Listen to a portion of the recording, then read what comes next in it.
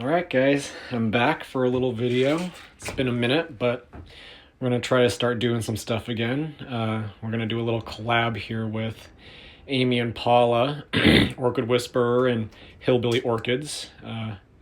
It's been a while since I've done an unboxing of any kind. We're going to start. This is from Orchid Box. Never ordered anything from them before. I don't usually order orchids. I just find stuff at nurseries or in local grocery stores that happens to be unique. But let's start here. Packaged really well. He packs cold, but I'm not surprised. Whoop, whoop, whoop. That's a flower spike. Oh dear. Okay. Suppose I should simmer down.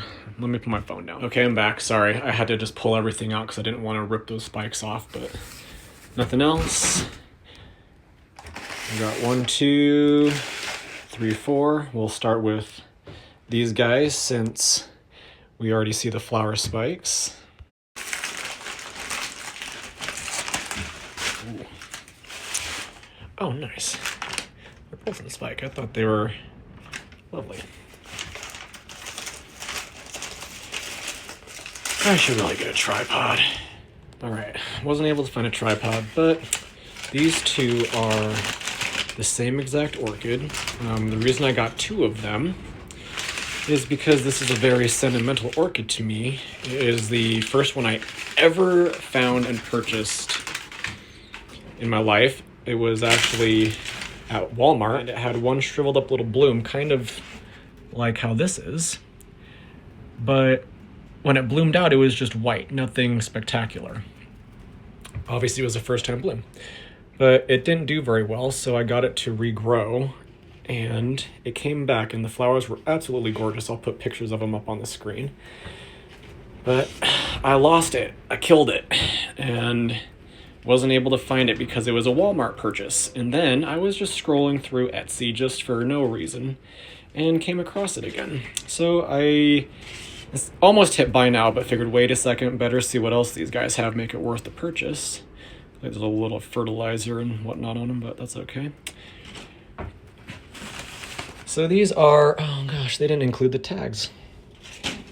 I'll put the name up on the screen. It's some crazy hybrid I can't pronounce the name of. You all know how that goes, but anyway. Inside here, we have this guy. Oh yeah. Oceoclades spathulifera, snakeskin orchid. Love this guy.